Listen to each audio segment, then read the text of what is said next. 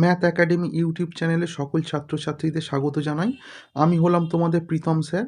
আজকের আমরা দেখে নেব পর্ষদের টেস্ট পেপারে ৩১২ পৃষ্ঠার জীবনবিজ্ঞান বিষয়ে সমস্ত প্রশ্ন উত্তর অর্থাৎ বিভাগ ক, খ, গ, ঘ সমস্ত প্রশ্ন উত্তর। চলো একে একে দেখে নেওয়া যাক। প্রথম প্রশ্নটা দেখো, প্রথম প্রশ্নটা কি বলছে? ১.১-এ নিচের কোন জোড়াটি সঠিক নয়? এটা হয়ে যাবে অপশান খ, জিবব্যারেলিন উদ্ভিদের মূল ও কাণ্ডের বর্ধনশীল অঞ্চলের ভাজক কলায় সংশ্লেষিত হয়। দেখো পরবর্তী প্রশ্ন কি বলছে? ১.২ বলছে নিচের বাক্যগুলি পড়ো এবং যে বাক্যটি সঠিক সেটাকে চিহ্নিত করতে বলেছে। এটা হয়ে যাবে অপশান ক, অক্ষিগোলক লম্বা হওয়ার কারণে মায়োপিয়া হয়। ১.৩ দেখো র্যানভিয়ার পর্ব দেখা যায় কিছু নিউরনের অ্যাকশনে। ১.৪ কি বলছে?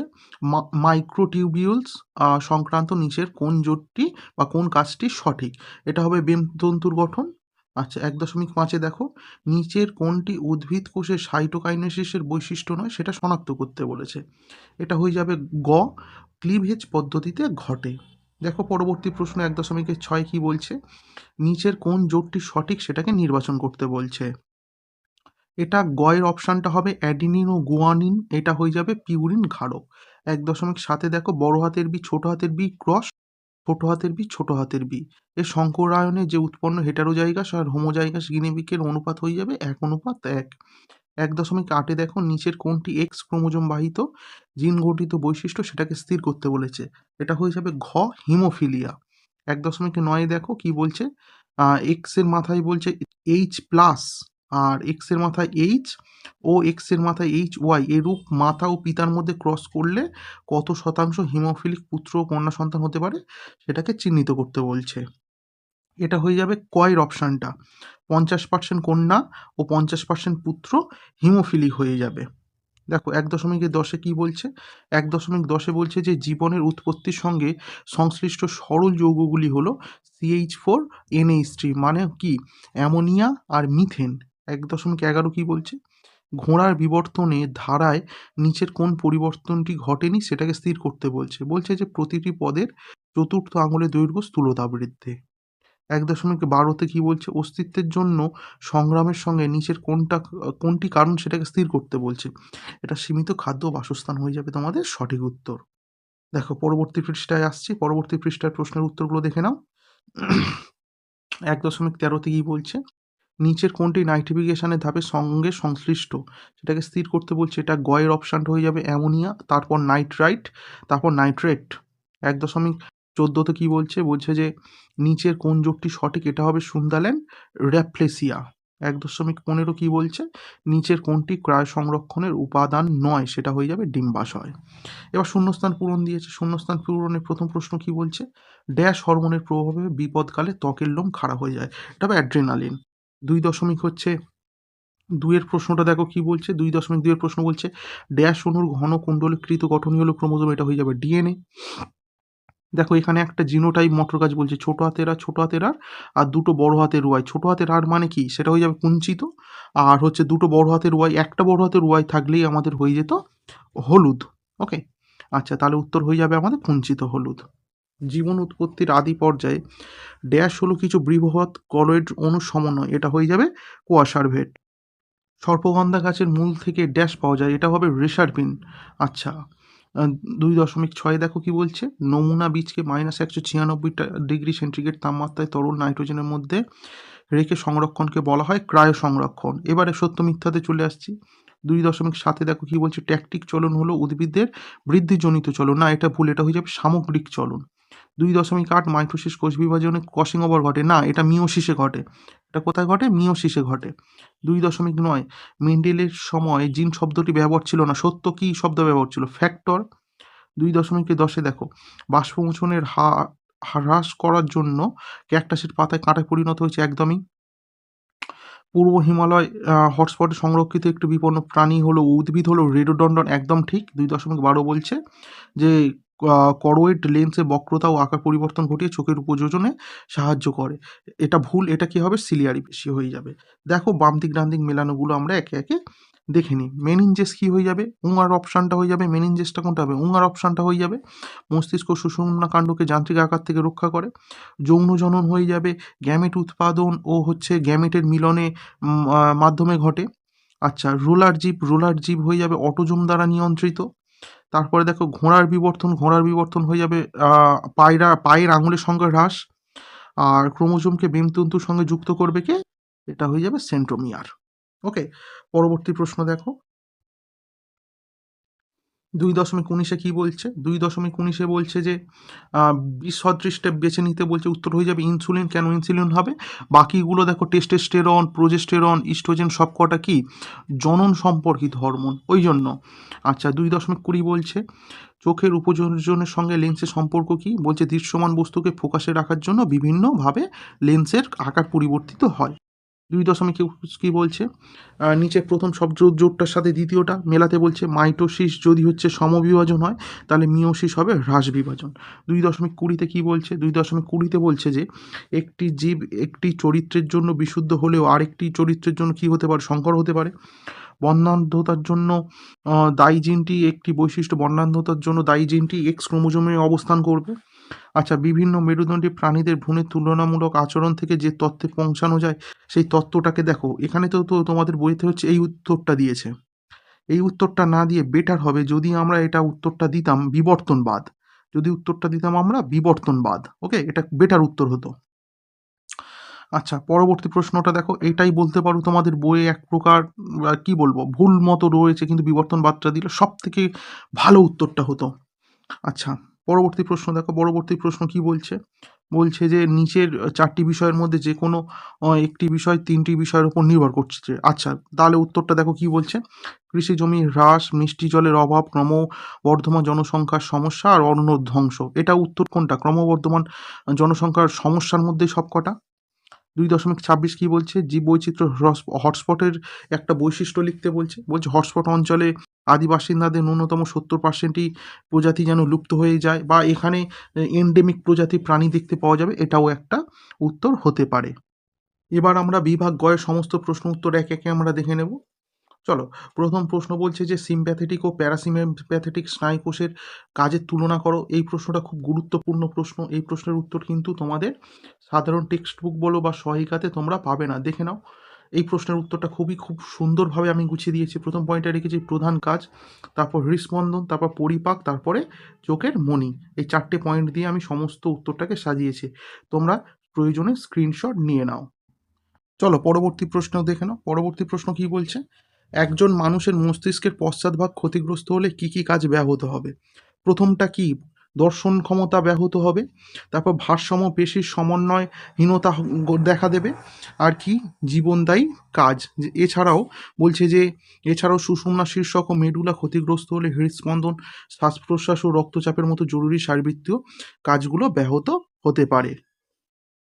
পরবর্তী প্রশ্নে আসছি। পরবর্তী প্রশ্ন বলছে যে উপযোজনে সিলিয়ারি পেশির ভূমিকা।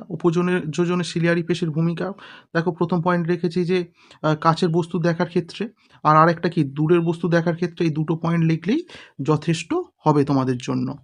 পরে প্রশ্ন আসছি, বলছে যে ক্রোমোজোমের রাসায়নিক উপাদানগুলি একটা ছকের সাহায্যে দেখাতে বলেছি। খুব সুন্দরভাবে আমি সাজিয়ে দিয়েছি। নিউক্লিক অ্যাসিড, যার মধ্যে পড়ছে ডিএনএ আরএনএ, প্রোটিন সেটা ক্ষারীয় হিস্টোন, আর আম্লিক কি নন হিস্টোন, আর ধাতব আয়নের মধ্যে ক্যালসিয়াম, ম্যাগনেসিয়াম আর আয়রন। এই 3টে লিখে দিলে যথেষ্ট। আচ্ছা, ডিএনএ ও আরএনএর মধ্যে কাজের পার্থক্য করতে বলেছে। পার্থক্যের বিষয় ওরা বলেই দিয়েছে। পার্থক্যের বিষয় হচ্ছে পিরিমিডিন ক্ষারক আর 5C যুক্ত শর্করা।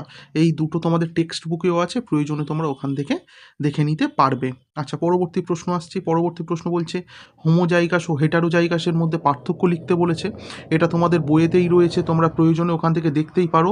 অ্যালিলের প্রকৃতি আমি যেগুলো দিয়েছি সেগুলো হলো গ্যামেট এবং বংশধারা। এই 3টে পয়েন্ট লিখলে তোমাদের জন্য যথেষ্ট হবে। প্রয়োজনে তোমরা একটার পর একটা প্রশ্ন স্ক্রিনশট নিয়ে নিতেই পারো। আচ্ছা, শঙ্করায়নের পরীক্ষা কিভাবে প্রকট গুণ প্রকাশ পেয়েছে সেটাকে উদাহরণের সাহায্যে ব্যাখ্যা করতে বলেছে। আচ্ছা দেখো, এখানে আমি উদাহরণের সাহায্যে ব্যাখ্যা করেছি, সেটা হচ্ছে পিতামাতা ওই যে বিশুদ্ধ লম্বা মটর গাছ, সেটা নিয়েই আমি বিশেষ করে আলোচনাটা করেছি। তোমরা প্রয়োজনে স্ক্রিনশট নিয়ে নিতে পারো, ইভেন ফলাফল পর্যন্ত আমি খুব সুন্দর করে সাজিয়ে দিয়েছি। এসো পরবর্তী প্রশ্নে আসছি আমি। পরবর্তী প্রশ্নে আসছি, উদাহরণের সাহায্যে ব্যাখ্যা নিয়ে নাও স্ক্রিনশট, কোনো সমস্যা নেই। পরবর্তী প্রশ্নে আসছি। পরবর্তী প্রশ্ন বলছে যে ল্যামার্কবাদের দুটি প্রধান প্রতিপাদ্য বিষয় কী কী সেটা আমাদের জানতে চেয়েছে। আমি পুরো প্রতিপাদ্যটাই লিখে দিয়েছি, অঙ্গ প্রত্যঙ্গে ব্যবহার ও অব্যবহারের সূত্র আর অর্জিত বৈশিষ্ট্যের বংশানুসরণ, এই দুটো পয়েন্ট লিখলেই তোমাদের জন্য যথেষ্ট হবে। আচ্ছা, পরবর্তী প্রশ্ন আসছে। পরবর্তী প্রশ্ন বলছে যে পটকার গঠনে কিভাবে রুই মাছে গমনে সহায়তা করে। এটা তোমাদের টেক্সট বুকে থাকলেও এই উত্তরটা তোমরা লিখবে, এই উত্তরটাকে কিন্তু আমি খুব সুন্দরভাবে সাজিয়ে দিয়েছি। দেখো, প্রথম পয়েন্টটা বলছে জলে ভেসে ওঠা আর জলে ডুবে যাওয়া, কখন কোনটা ঘটে সেই দুটোকে কিন্তু আমি খুব সুন্দর করে সাজিয়ে দিয়েছি। প্রয়োজনে তোমরা স্ক্রিনশট নিয়ে নিতেই পারো। এখনও পর্যন্ত আমার চ্যানেলটি যারা লাইক করনি তারা অবশ্যই ভিডিওটিকে লাইক করে দেবে, চ্যানেলটিকে সাবস্ক্রাইব করে দেবে, বন্ধুদের সাথে ভিডিওটা শেয়ার করে দেবে।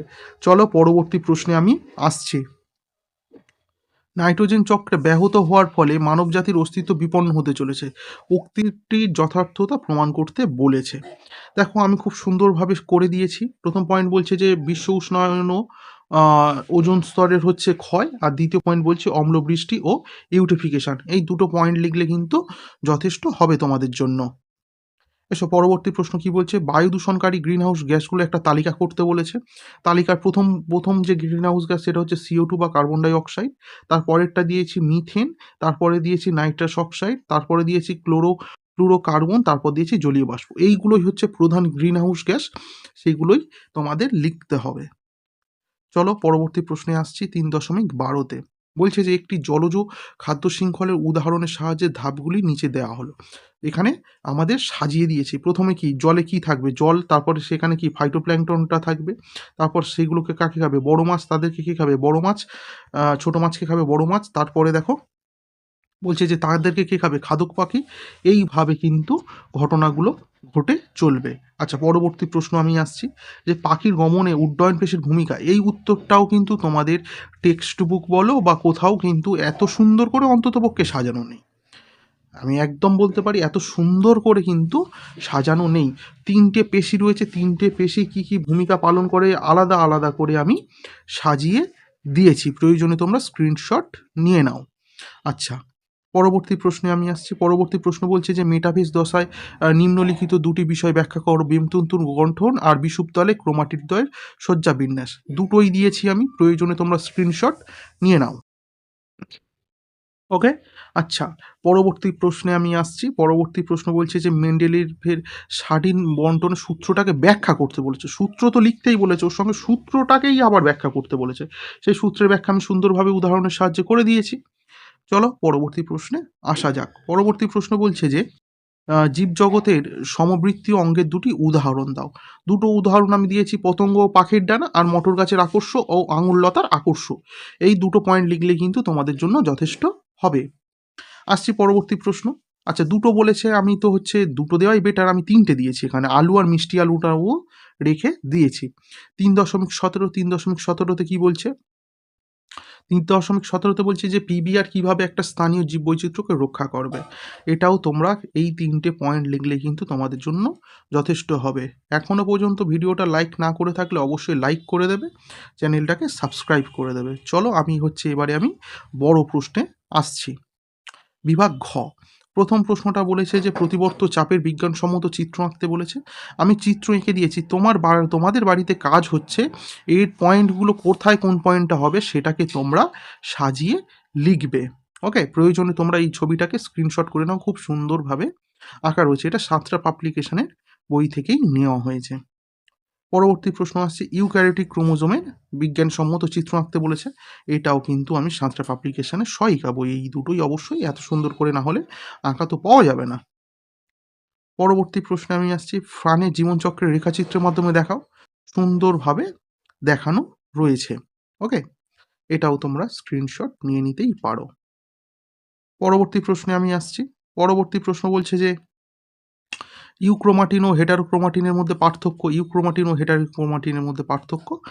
এখানে আমি 4টে পার্থক্য মাধ্যমে দিয়েছি। প্রথম পয়েন্টটা হচ্ছে কুণ্ডলী ও গঠন, রঞ্জক ধারণ ও হচ্ছে ক্ষমতা, সক্রিয়তা আর অবস্থান। এই 4টে বৈশিষ্ট্যের মাধ্যমে পার্থক্যটা করা হয়েছে। আচ্ছা, পরবর্তী প্রশ্নে আমি আসছি। ওই প্রশ্নেরই হচ্ছে সেকেন্ড পার্টে কী বলছে, মিয়োসিস বিভাজনের প্রধান তাৎপর্যগুলো লিখতে বলেছে। প্রধান তাৎপর্য, দুটো তাৎপর্য দিয়েছি, 2 নম্বর তো তার জন্যই যথেষ্ট। ক্রোমোজোম সংখ্যা ধ্রুবক রাখা আর জৈব অভিব্যক্তির প্রকরণ, এই দুটো পয়েন্ট লিখলেই কিন্তু যথেষ্ট হবে। আচ্ছা, 4.3 দেখো, সন্ধ্যা মালতী ফুলের ক্ষেত্রে বলছে অসম্পূর্ণ প্রকটতার একটা উদাহরণ আর মানুষের লিঙ্গ নির্ধারণে পিতার ভূমিকা। এটা তো আমি উদাহরণ দিয়েছি, অসম্পূর্ণ প্রকটতাটা হচ্ছে সন্ধ্যা মালতী ফুলের ক্ষেত্রে। এই প্রশ্নটা এর থেকে ভালো উত্তর আমি কোথাও পেলাম না। প্রয়োজনে তোমরা স্ক্রিনশট নিয়ে নিতে পারো। খুব সুন্দর উত্তরটা লেখা রয়েছে, কিন্তু এখানে এত সুন্দর উত্তর কিন্তু তোমাদের টেক্সট বুকেও লেখা নেই। ওর সঙ্গে লিঙ্গ নির্ধারণে পিতার ভূমিকা, এই উত্তরটাও কিন্তু তোমাদের টেক্সট বুকে এত ভালো করে নেই। ওকে, এবারে তোমরা স্ক্রিনশটটা নিতে পারো। ওকে, চলো পরবর্তী প্রশ্নে আমি আসছি। পরবর্তী প্রশ্ন বলছে যে ফিনোটাইপ ও জিনোটাইপ সংক্রান্ত 3 ধরনের সম্পর্কটা ব্যাখ্যা করতে বলেছে।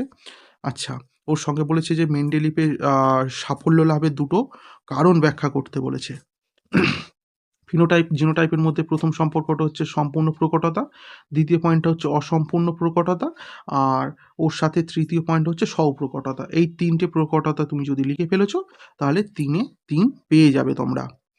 ওকে, আচ্ছা, স্ক্রিনশট আশা করছি নেওয়া কমপ্লিট।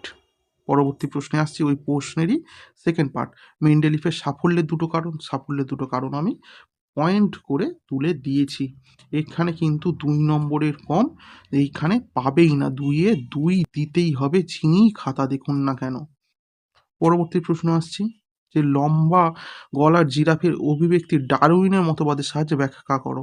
এইটা দিয়েছে 5 নম্বর আশ্চর্যজনকভাবে। এইটাকে কিন্তু আমি 5টা পয়েন্টের মাধ্যমে দিয়েছি। এটা কিন্তু তোমরা কোনো টেক্সট বুকেও খুঁজে পাবে না, এত সুন্দর উত্তর। চলো দেখে নাও, প্রয়োজনে তোমরা স্ক্রিনশট নিয়ে নাও। ডারউইনের প্রাকৃতিক নির্বাচনবাদ মতবাদের ভিত্তিতে লম্বা গলা জিরাফের অভিব্যক্তির সাপেক্ষে ব্যাখ্যা করেছে। প্রথম পয়েন্টটা দেওয়া হয়েছে যে প্রকরণের বা হচ্ছে ভেদের অস্তিত্ব। তারপরেরটা দেওয়া হয়েছে জীবন সংগ্রাম ও খাদ্যাভাব। তারপরের পয়েন্টটা দেওয়া হয়েছে প্রাকৃতিক নির্বাচন। তারপরের পয়েন্টটা দেওয়া হয়েছে যোগ্যতমের উদ্বর্তন। তারপরের পয়েন্টটা দেওয়া হয়েছে বংশানুসরণ ও নতুন প্রজাতির উদ্ভব। ওকে, এই 5টা পয়েন্টের মাধ্যমে কিন্তু তোমাদের এই প্রশ্নের উত্তরটা আমি সাজিয়েছি। এই প্রশ্নটা দেখার জন্য অন্ততপক্ষে ভিডিওটাকে তো তোমাদের লাইক করতেই হবে। ওকে, যারা এখনও সাবস্ক্রাইব করোনি সাবস্ক্রাইব করে ফেলো, আর বন্ধুদের সাথে ভিডিওটা শেয়ার করতে একদম ভুলে যাবে না। মিলার ও উডের অভিব্যক্তি সংক্রান্ত পরীক্ষাটি বর্ণনা করতে বলেছে। মিলার ও উডের পরীক্ষা তোমাদের টেক্সট বুকে যেটা আছে তোমরা সেটাই লিখতে পারো। আমি এটা দিয়েছি তোমাদের সাঁতরা পাবলিকেশনের বই থেকে, সাঁতরা পাবলিকেশনের সহায়িকা বই থেকে। ওকে, আচ্ছা, বিভিন্ন যন্ত্রের অংশ সম্পূর্ণটা সাজানো, ছবি আঁকতে হবে না, তোমাদের ছবি আঁকতে হবে না, শুধু প্রশ্নের উত্তরটা লিখতে হবে। পরীক্ষাটাও খুব সুন্দরভাবে সাজানো রয়েছে। পরবর্তী প্রশ্নে আমি আসছি 4.5-এ, যে বলছে যে নাইট্রোজেন চক্রে নাইট্রোজেন স্থিতিকারী 3টে ব্যাকটেরিয়ার ভূমিকা লেখো। এটা মাধ্যমিক 2017-তে এসেছিল। এসপিএম কিভাবে মানুষের শরীরে ক্ষতিকারক প্রভাব সৃষ্টি করে সেটাও লিখতে বলেছে। আচ্ছা, নাইট্রোজেন চক্রে স্থিতিকারী 3টে ব্যাকটেরিয়ার ভূমিকা 3টে পয়েন্টের মাধ্যমে আমি সাজিয়ে দিয়েছি। প্রথম পয়েন্ট, দ্বিতীয় পয়েন্ট, তৃতীয় পয়েন্ট করে 3টে পয়েন্টের মাধ্যমে সাজিয়ে দিয়েছি। আর এসপিএম এর প্রভাবে মানুষের শরীরে কী কী ক্ষতিকর প্রভাব হয় সেটাও কিন্তু 2টো পয়েন্টের মাধ্যমে, 2 নম্বর তো সেই জন্য 2টো পয়েন্টের মাধ্যমে সাজিয়ে দিয়েছি। শ্বাসতন্ত্রের সমস্যা, আর দ্বিতীয়টা হচ্ছে হৃদরোগ ও অন্যান্য প্রাদুর্ভাব। ওকে, আচ্ছা, তারই অথবার প্রশ্নটা আমরা দেখে নিচ্ছি। তারই অথবার প্রশ্নটা বলছে যে বনভূমি পুনরুদ্ধারে জেএফএম এর বা হচ্ছে যৌথ বন ব্যবস্থাপনার সদর্থক ভূমিকা আলোচনা করতে বলেছে। ওর সাথে প্রশ্নটা বলেছে যে জীব বৈচিত্র্য হ্রস্বর নির্ধারণের শর্তগুলোও লিখতে বলেছে। এখানে 3টে পয়েন্ট 3 নম্বরের জন্য যথেষ্ট। যৌথ সুরক্ষা ও নজরদারি, আর্থিক অংশীদারিত্ব, আড়াবাড়ি মডেল সাফল্য। 3টে পয়েন্ট খুব সুন্দরভাবে সাজানো রয়েছে, প্রয়োজনে তোমরা স্ক্রিনশট নিয়ে নাও। আচ্ছা, হটস্পটের শর্ত হচ্ছে অঞ্চলটিকে হচ্ছে কি হতে হবে, জীবকুল সংখ্যাধিক্য থাকতে হবে। এই রকম কিন্তু আমি সাঁতরা পাবলিকেশন, এটা পুরানো বইয়ে ছিল, সেই জন্য আমি এতগুলো পয়েন্ট পেয়েছি, নতুন বইতে কিন্তু নেই, এতগুলো পয়েন্ট নেই। আচ্ছা, বিশ্ব উষ্ণায়নের ও জলবায়ুর পরিবর্তন কিভাবে বিভিন্ন মহাদেশের জীববৈচিত্র্যের উপর প্রভাব ফেলেছে সেটা মূল্যায়ন করতে বলেছে। তোমাদের বইয়ে রয়েছে জাস্ট 4-5 লাইন, 4-5 লাইন লিখলে তো আর 3 নম্বর দেবে না, এটা 3 নম্বরের উত্তর। 3 নম্বরের উত্তরটা 3 নম্বরের মতো করে সাজাতে হবে। সেই জন্য আমি হচ্ছে 3টে পয়েন্টের মাধ্যমে ব্যাখ্যা করেছি, 3টে পয়েন্টের মাধ্যমে ব্যাখ্যা করেছি, এই 3টে পয়েন্টই তোমাদের লিখতে হবে। ওকে। আচ্ছা, পরবর্তী প্রশ্ন আসছে। পরবর্তী প্রশ্ন বলছে অ্যাজমা ও ব্রঙ্কাইটিসের উপসর্গ সারণীর সাহায্যে লিখতে বলেছে। আচ্ছা, অ্যাজমা আর ব্রঙ্কাইটিস 3টে করে পয়েন্ট দিয়েছি, যথেষ্ট। 2 নম্বরের জন্য এই 3টে করে পয়েন্ট লিখলে যথেষ্ট তোমাদের জন্য, অ্যাজমা আর ব্রঙ্কাইটিস। ওকে। আচ্ছা, ওর অথবার প্রশ্নটা আমরা দেখে নিচ্ছি। অথবার প্রশ্নটা বলছে যে পশ্চিমঘাট শ্রীলঙ্কা হটস্পটে বিভিন্ন প্রাণীদের একটা তালিকা তৈরি করতে বলেছে, আর ওর সঙ্গে বলেছে যে জলাভূমি জীববৈচিত্র্যের আদর্শ আবাসস্থল, এটাকে ব্যাখ্যা করতে বলেছে। এখানে যে প্রাণীগুলো রয়েছে সেই প্রাণীগুলোর তালিকা 1, 2, 3, 4, 5টা প্রাণীর নাম দিয়ে ব্যাখ্যা করে ফেলেছি। 5টা প্রাণীর তালিকা তৈরি কমপ্লিট। আর জলাভূমিকে প্রাকৃতিক বৃক্ষ বলা হয় কেন, এটাও কিন্তু খুব সুন্দর করে আমি সাজিয়ে দিয়েছি। ওকে, এটাও কিন্তু খুব সুন্দর করে সাজিয়ে দিয়েছি। তাহলে এখানেই আমাদের ভিডিওটা আজকে শেষ হচ্ছে, এখানেই ভিডিওটা আমরা শেষ করছি। এখনও পর্যন্ত ভিডিওটা লাইক না করে থাকলে অবশ্যই লাইক করে দাও, আমার লাইকটাই হচ্ছে মোটিভেশন আরও ভালো করে ভিডিও তৈরি করে আনার জন্য। চ্যানেলটাকে সাবস্ক্রাইব করো, আর পিডিএফ পেতে চাইলে অবশ্যই কমেন্ট বক্সে লেখো স্যার পিডিএফ চাই, অন্তত পক্ষে 30টা কমেন্ট হলে তবেই আমি কিন্তু হোয়াটসঅ্যাপে নতুন গ্রুপ খুলব, সেখানে পিডিএফগুলো আপলোড করব। তার জন্য অবশ্যই তোমাকে লিখতে হবে স্যার পিডিএফ চাই বলে কমেন্ট করো। ওকে, তাহলে আজকেই আমি এখানে রাখলাম, গুড বাই।